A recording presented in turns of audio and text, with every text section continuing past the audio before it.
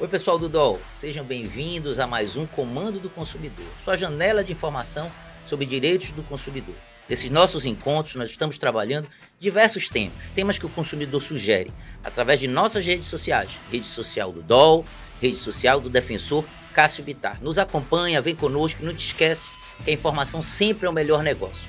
No EP de hoje, nós vamos trabalhar os direitos das pessoas com deficiência nas escolas particulares. São inúmeras reclamações, inúmeras denúncias, e nesse episódio nós vamos tentar tirar as suas dúvidas sobre esse tema.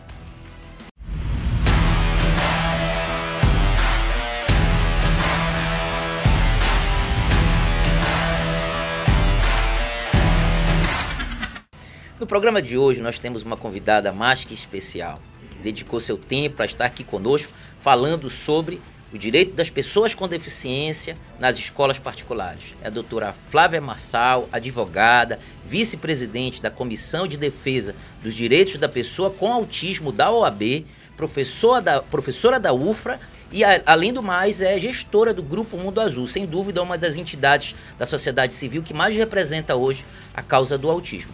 Doutora Flávia, muito obrigado por ter aceito o convite, por ter disponibilidade para esse bate-papo aqui com os nossos amigos que nos acompanham. Claro, seria uma honra sempre participar. Estou muito feliz e parabéns por esse projeto fantástico do Comando do Consumidor, que eu tenho certeza que vai levar muita informação e muita garantia de direito para todo mundo que precisa. Obrigado, doutora. O Comando do Consumidor ele tem essa proposta de trabalhar a informação e contar com apoio, com o tempo, com a dedicação de tantos profissionais que têm feito com que o projeto tenha aí alcançado boa audiência, bons resultados e a participação da população. Mas vamos lá, o programa trabalha com perguntas e respostas. E nós temos aqui, basicamente, algumas mensagens que nós recebemos através das redes sociais do DOL e das redes sociais do @Defensor Cássio Bittar, no Instagram ou no Facebook. Primeira pergunta vem da Sara Furtado, da Marambaia, uma pergunta bem interessante. Ela diz assim: olá, sou mãe de uma menina autista com 8 anos e tenho vivido grandes dificuldades para conseguir um espaço para minha filha na rede de ensino. Precisamos tirar ela da escola anterior, pois nos mudamos e agora já estive em 3 escolas e não consegui vaga para ela. Geralmente informam que já preencheram as cotas por sala. Pode isso, doutora? Então, só para a gente contextualizar, pelo que eu entendi aqui, primeiro, Sara, obrigado por tua pergunta, obrigado por tua participação. Pelo que eu entendi, a filha dela está matriculada em uma escola e ela está tentando matricular em uma nova escola, mudou provavelmente de bairro, não entendi também se é de cidade, mas ela precisa fazer a matrícula, está encontrando esse desafio. A questão aqui parece que está em torno das cotas. Que tal, doutora? Pode isso?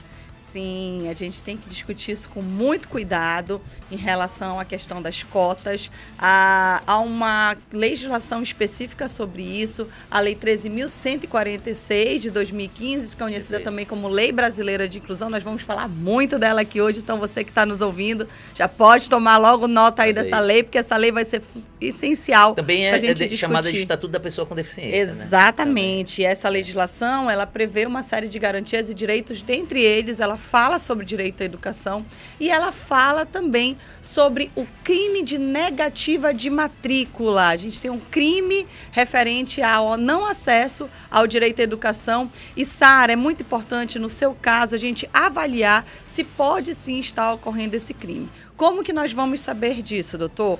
Nós saberemos se está ocorrendo o crime de negativa quando você se dirige até a escola para fazer a matrícula do seu filho e aquela escola possui vagas para aquela faixa etária, para aquela série, desde que sejam para pessoas neurotípicas, desde que sejam para pessoas que não tenham nenhum tipo de deficiência. A partir do momento que você, como pai e mãe, informa que seu filho tem deficiência, do nada, simplesmente aquela vaga desaparece. Então, quando a gente tem, e esse é o perfil que está descrito na legislação, quando você tem uma vaga que ela só é negada para a pessoa com deficiência, você tem aí a ocorrência do crime de discriminação e do crime de negativa de matrícula. Então, a legislação ela é bem clara, não só negar, mas também procrastinar. O que é o tal do procrastinar? Você, Sara, já deve ter passado por isso. Você foi até a escola não disse que não, nem que sim, disse que ia entrar em contato, e aí você está aí esperando 1, 2, 3 meses e a escola não faz a matrícula. É interessante que, pelo que eu entendi, tem uma possibilidade de repercussão criminal e civil. Mas, então, a questão da cota, ela é vedada, eu acho que isso ficou claro, Sara. Tem essa vedação. E, doutora Flávia, quais os encaminhamentos que uma pessoa pode fazer? Por exemplo, nós sabemos que existem órgãos de defesa do consumidor ao qual elas podem se reportar. Não só em defesa do consumidor, porque aqui a gente está trabalhando de escola particular, mas também órgãos de defesa e assistência da pessoa com deficiência, né, que devem sim estar alertas a isso. Mas, além disso, a sociedade civil, os grupos, eles têm canais aos quais a Sara... e a sua filha, eu acho que ela não mencionou o nome dela aqui, pode se reportar? Sim, é muito importante dizer da importância da união da sociedade civil. A própria lei que eu falei agora há pouco, a LBI, foi fruto de muita luta de diversas famílias, de pessoas com deficiência, para que pudesse ser aprovado.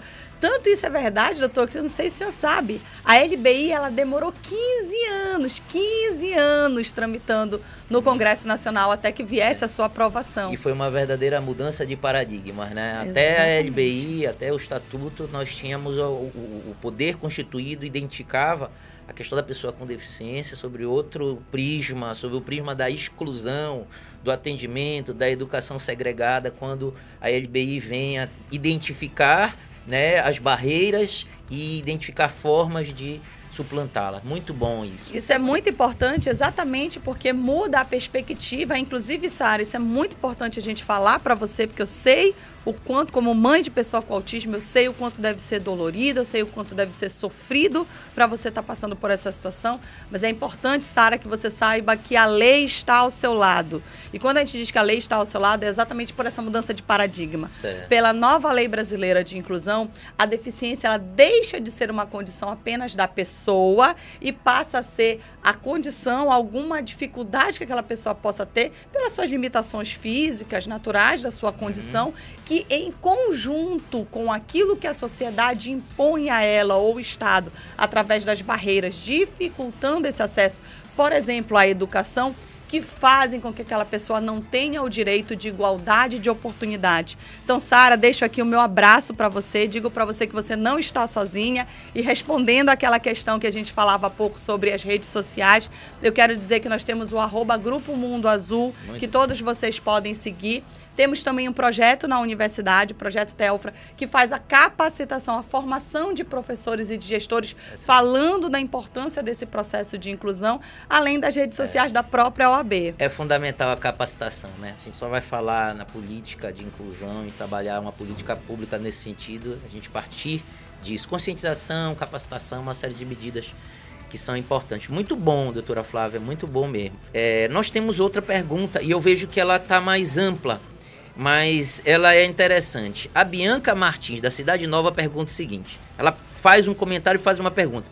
Algumas escolas da rede privada têm se recusado a instituir o atendimento educacional especializado, o AEE, que nós já falamos bastante, em suas unidades. Informam que o pai deve providenciar junto à clínica ou profissionais. O que eu estou entendendo, ele tem que se reportar a um profissional contratado extra-escola para elaborar o AEE ou o PEI, né, o Plano Educacional, né, em suas unidades. Informa isso, que o pai deve providenciar. Qual a formação ideal, aí a pergunta dela, qual a formação ideal para o responsável pela elaboração do AEE?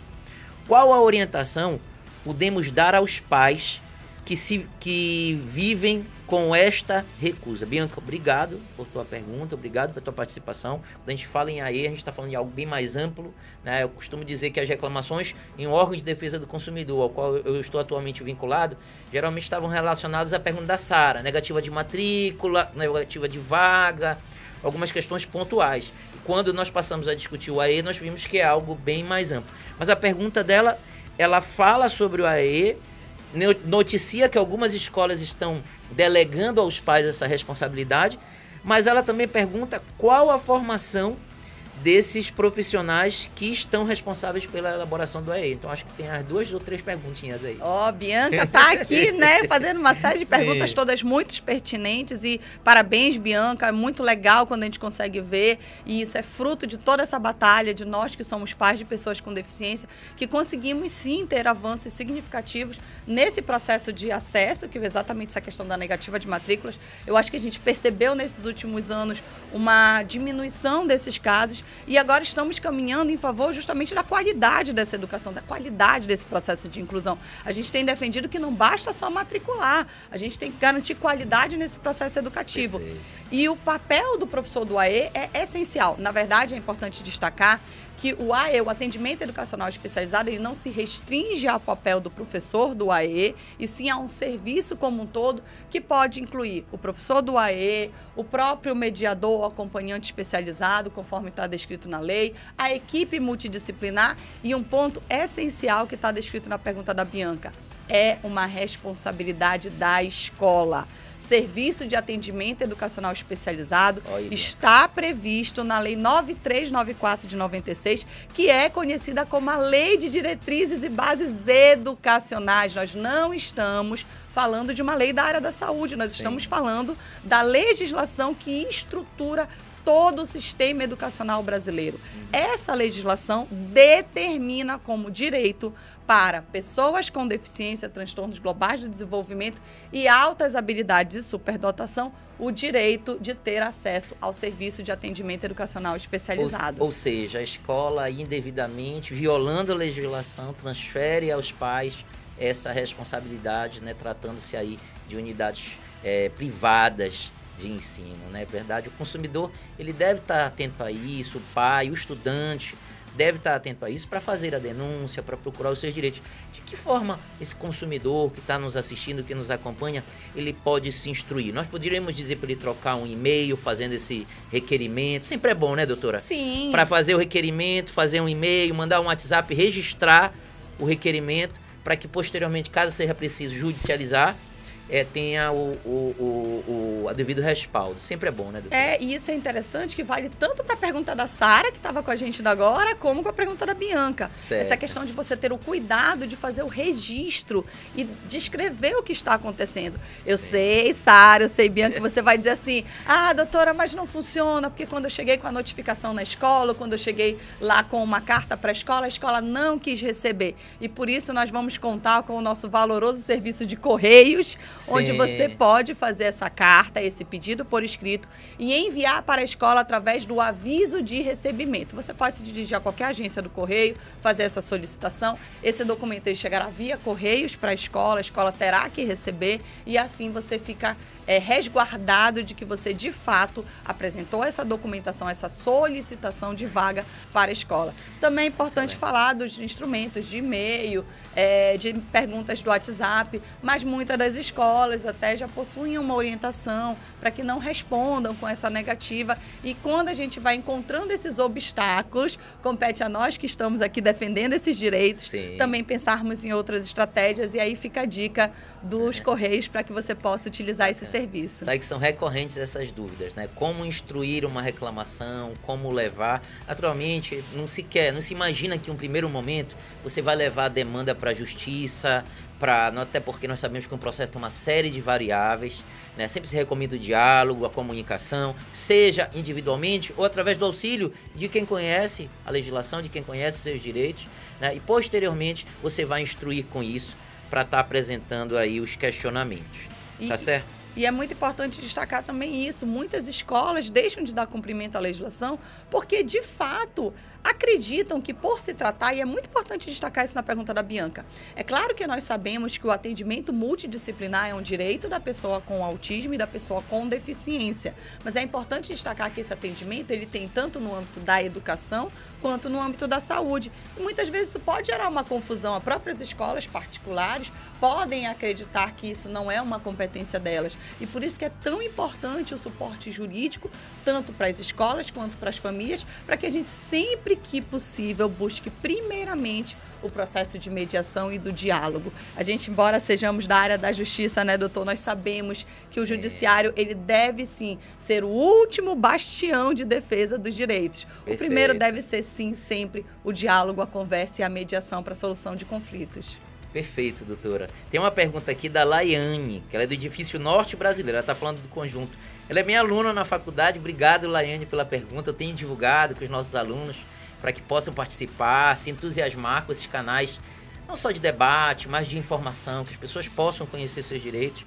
E ela fala o seguinte, ela pergunta assim, sobre o material estudantil da criança com autismo, quem tem o dever de fazer a adaptação quando necessário? A escola particular pode incluir nas despesas do aluno? Ela pergunta. Laiane, muito obrigada pela sua pergunta. Presumo que seja a nossa estudante da área jurídica de também. Direito, então, sim. Futura colega nossa, então Sim. Muito legal, ela já está preocupada com essa garantia de direitos desde agora.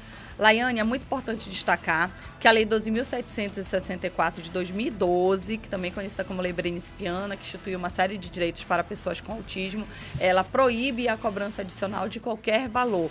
Além disso, a própria LBI também proíbe qualquer ato discriminatório em razão da sua deficiência. Novamente, estamos falando tanto de questões de responsabilidades cíveis como também criminais, onde você pode até caracterizar um ato discriminatório dependendo da forma com que isto aconteceu. Sim. Mas a responsabilidade das adaptações de materiais é da escola, uma vez que esse processo de curricular e de materiais é decorrente do processo educativo daquele estudante. E é importante também destacar que essa pergunta tem tudo a ver com a pergunta da Bianca, porque normalmente quem é responsável por esse processo, inclusive do ponto de vista legal, porque existe uma resolução do Conselho Nacional de Educação número 4 de 2019, que descreve qual é o papel do professor desse serviço do AE, e dentre esse papel está a adaptação curricular e de materiais. Então, é importante sempre que a gente lembre que existe esse serviço do AE, implemente esse serviço, porque a implementação desse serviço